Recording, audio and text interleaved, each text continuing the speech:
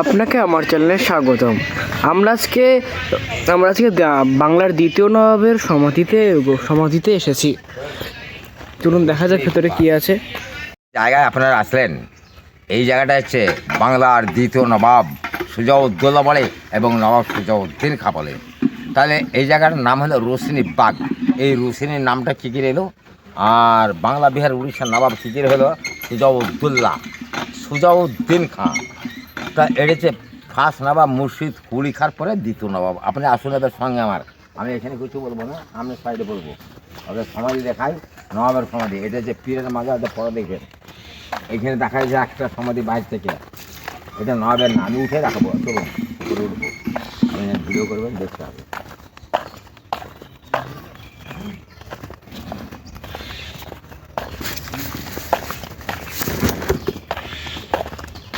এটা এই সমাজের নবাবের না, এটা কার আছে বলার মাধ্যমে বলবো। একটু খালি আমি ছবিটা তুলে দেবো এখান থেকে।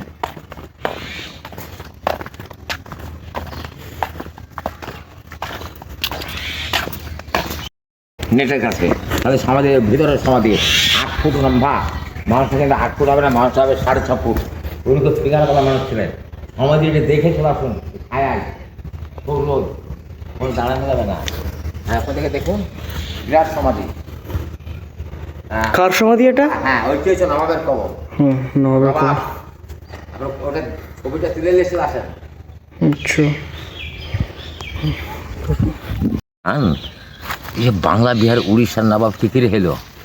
ওর মা বাবা, ও তো মুর্শিদ কুলি খাঁ মুসলমানের ঘরে জন্ম নেয়নি, আর ওর নামটা মুর্শিদ কুলি খাঁ ওর মা বাবা নাম রাখেনি। তাহলে ওর নামটা কী ছিল? সুধাংশু নারায়ণ। ওর বাবার নাম দর্পণ নারায়ণ। ওটা ব্রাহ্মণ ঘরের ছেলে। তাহলে মুর্শিদ কুলি খান নামটা কী করে এলো? আগে নামে এসছে মুর্শিদ কুলি খান, নামটা কী করে এলো? আর ও বাংলা বিহার উড়িষ্যার নবাব কী করে হইলো? ও তো ধনী ঘরের ছেলে না, খুব গরিব ঘরের ছেলে। এই মুর্শিদ কুলি খান, এটা এর বয়স জানছিল 9 থেকে 10 বছর। এর মা বাবা দুটো মারা যায়। 9-10 বছরের ছেলে বাপ মা মারা গেলে সেই ছেলেটি কীভাবে মানুষ হয়? আত্মস্বজন পাড়া প্রতিবেশী তারা কিন্তু পাশে ছেলেটাকে টেনে দেয়। ওই ছেলেটি কী হয়? ধাক্কাই মানুষ হয়। এর বয়স জানছিল 17 থেকে 18 বছর বয়স হলো। শরীরে একটা তাগত আসলো। দিল্লির আশেপাশে বাড়ি ছিল, দিল্লির বাজারে যেত। উনি কুলিগিরি কাজ করতো।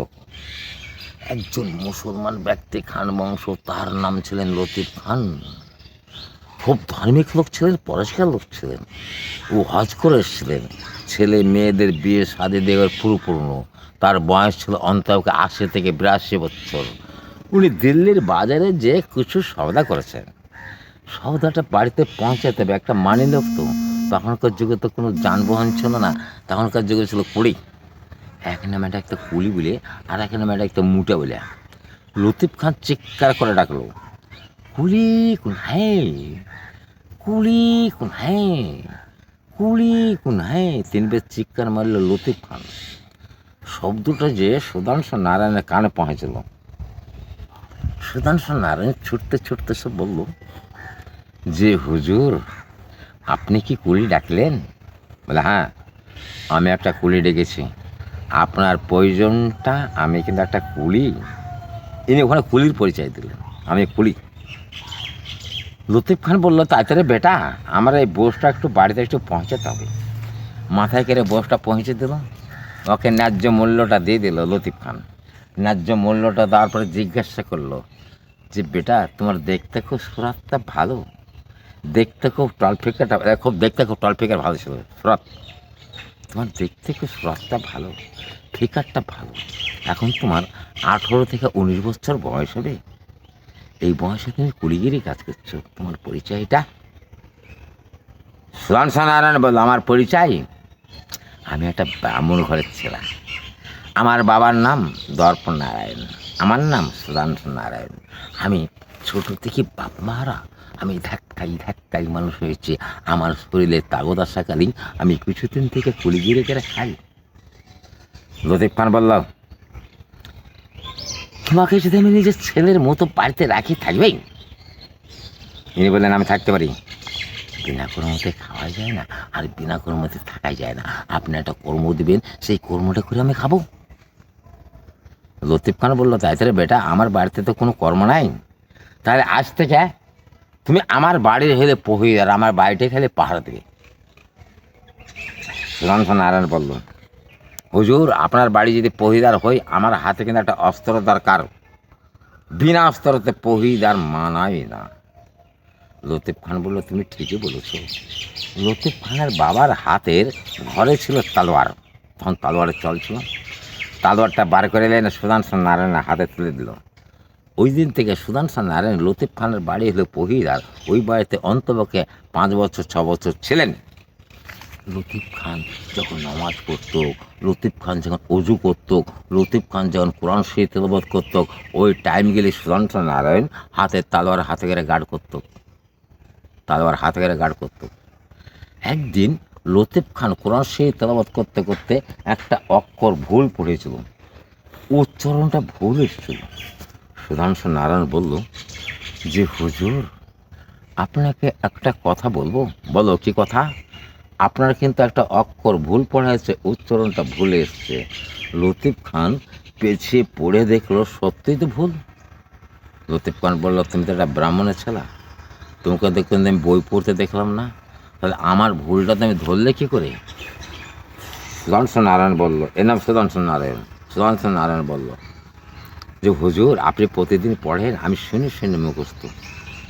লতিফ খান বলল, তাহলে তুমি বইটা পড়তে পারবে? ইনি বললেন, আমি বইটা পড়তে পারি, কিন্তু চোখে না দেখে, দেখে পড়তে পারবো না দেখে পড়তে পারবো।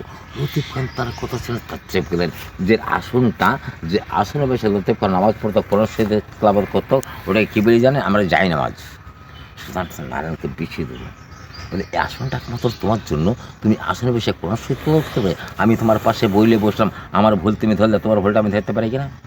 সুধাংশু নারায়ণ লতিফ খানের চরিত্রের বাবাটা সব জানতেন।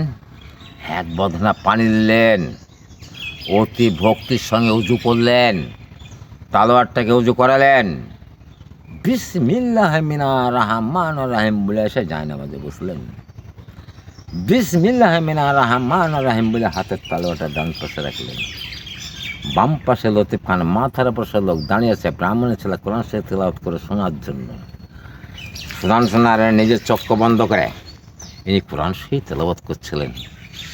এমন টাইমে ওই হাতের তালোয়ারটা নাচতে নাচতে ওর মাথার উপর শূন্যরূপে ঘুরতে লাগলেন। একটা 5 থেকে 7 কেজি ওজনের নোহার তালোয়ার। যতক্ষণ ধরে সুধাংশু নারায়ণ নিজের চক্ষু বন্ধ করে কোরআন শরীফ তেলাওয়াত করেছিল, অতক্ষণ পর্যন্ত তালোয়ারটা সুধাংশু নারায়ণকে শূন্যরূপে গার্ড করছিল।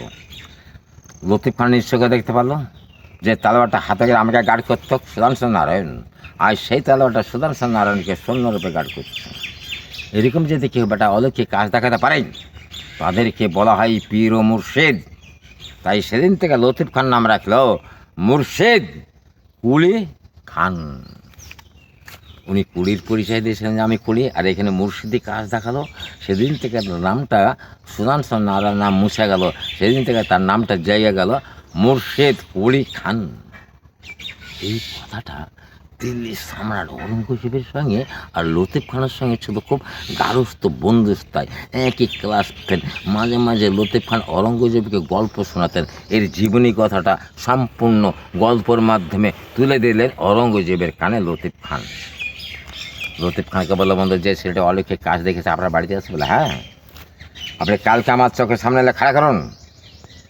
নিজে আমি চোখে দেখতে চাই, কানে শুনলে হবে না। ঔরঙ্গজেবের অর্ডার পেয়ে লতিফ খান তারপরে নিলে যে ঔরঙ্গজেবের মুখের সামনে খাড়া করল। তার হাইট 6.5 ফুট, তার বয়স 24 থেকে 25 বছর, তার খাপে এখানে তালোয়ার। ঔরঙ্গজেব তার রূপ দেখে, চেহারা দেখে, টলফেকে দেখে ঔরঙ্গজেব মগ্ন হয়ে ঔরঙ্গজেব বলল, তুমি যাও, বাংলা, বিহার, উড়িষ্যার নবাব হয়ে তুমি রাজতন্ত্র পরিচালনা করো, তোমার পক্ষে সম্ভব। এই জায়গাটার নামটা পূর্বে ছিল মুর্শিদাবাদ। এই মুর্শিদাবাদ নামটা মুছে দিল ঔরঙ্গজেব, দিয়ে নামটা বসিয়ে দিল মুর্শিদাবাদ। মুর্শিদ কুলি খান নামেই মুর্শিদাবাদ। এই মুর্শিদ কুলি খান নামেই মুর্শিদাবাদ। এই মুর্শিদ কুলি খান যখন বাংলা, বিহার, উড়িষ্যার নবাব, সুজাউদ্দিন তার সেনাপতি ছিলেন। আলিবর্দী দামান ছিল। আলিবর্দী মুর্শিদ কুলি খান কেউ না, সুজাউদ্দিনের কেউ না, ওটা অপার। মুর্শিদ কুলিখার আমাদের দামান ছিল। দামান মানে কি বুঝছে, চাকর যারা খাতাপত্র আই ব্যয় রাখে তাকে বলে চাকর। আলিবর্দী মুর্শিদ কুলিখার আমার চাকর ছিলেন, আর সুজাউদ্দিন সেনাপতি ছিলেন। এবং উপযুক্ত দেখে সুজাউদ্দিনের সঙ্গে ওর মেয়ের বিয়ে দিল। তাহলে কী হলো, সেনাপতি এবং জামাই। মুর্শিদ কুলিখার 1725 মৃত্যু হয়ে গেল, ইনি রাজতন্ত্র মালিক হয়ে গেল। ওই মেয়েটির ছেলে ছিল সাপরাব খান, ওই আজমনেসা বেগমের, মুর্শিদ কুলিখার নাতি। ইনি মুর্শিদ কুলিখার পর থেকে 14 বছর রাজতন্ত্র চালিয়েছিল। ওই আলিবর্দী এর বেলায় সেনাপতি হয়েছিল। আলিবর্দী পাল্টেছিল, আলিবর্দী সেনাপতি হয়েছিল সুজাউদ্দিনের বেলায়। ইনি রাজতন্ত্র চালাতে সেটা মারাঠা বুর্গিদের হতে চাচ্ছিল। মারাঠা বুর্গি মানে কেউ যায় ডাকাত লুটেরা। এই ডাকাতের সদর ছিল ভাগসর পণ্ডিত। এর সঙ্গে বন্ধুস্থ হয়তো লুটটা বন্ধ হয়ে যায়। তখন আবার সুজাউদ্দিন বললো, বন্ধু আমরা হিন্দু মুসলমান এক মায়ের সন্তান মিলেমিশে করি কাজে হারি কমে নেয় লাগ। তাই সুজাউদ্দিন এই মসজিদটা আর মন্দিরটা তৈরি করলো। ওই মন্দিরটা ভাগসর পণ্ডিত পুজো দিত, সুজাউদ্দিন নামাজ পড়তো। ইনি মৃত্যুর আগে বড় ছেলে সাপরাব খানকে বললেন, এটা বড় ছেলে সাপরাব খান, আমার মৃত্যু হলে বেটা এই ঘরে সমাধি দিবে। তার সমাধি এই ঘরে দেওয়া হলো। এরপরে এই ছেলে রাজ্যের মালিক হলো। মানে আলিবর্দী এই বাপের বেলায় সেনাপতি ছিল, এই ছেলের বেলায় সেনাপতি ছিল। আর আলিবর্দীর ভগ্নিপতি হলে মির্জাফর। তাই মির্জাফরকে সঙ্গ করে না এই সাপরাব খানকে হত্যা করলো আলিবর্দী। তাই সাপরাব খানকে হত্যা করে আলিবর্দী হলে বাংলা বিহার উড়িষ্যা নবাব। এর বংশধর সব যারা ছিল সব পালিয়ে গেছিলো। বাংলাদেশ রাজশাহীদের বংশধর এখনো বেঁচে আছে এর, সুজাউদ্দিনের। আর আলিবর্দী হলে বাংলা বিহার উড়িষ্যা নবাব। এবার সাপরাব হলো, মির্জাফর হয়ে গেল সেনাপতি। তাই মির্জাফর সেনাপতি বলেছিল আলিবর্দীকে, কী বলেছিল, আপনার মৃত্যুর পর কেন আমি, আপনার মৃত্যু আগে যে আমার মৃত্যু হয় কোনো যায় আসে না, আপনার মৃত্যু পরে যে মৃত্যু হয় কিনা বাংলা বিহার উড়িষ্যা নবাব হবো, এখানে বলেছিল আলিবর্দীকে মির্জাফর। আলিবর্দীনের 3টে মেয়ে, আমেনা, মামেনা, খুশির বেগম। আমেনার ছেলে সিরাজ, 18 বছর বয়স, তাকে রাজতন্ত্র মালিক করলো। বেঁচে থাকতেই মির্জাফরের ভিতরে কিন্তু তারা থেকে গেল।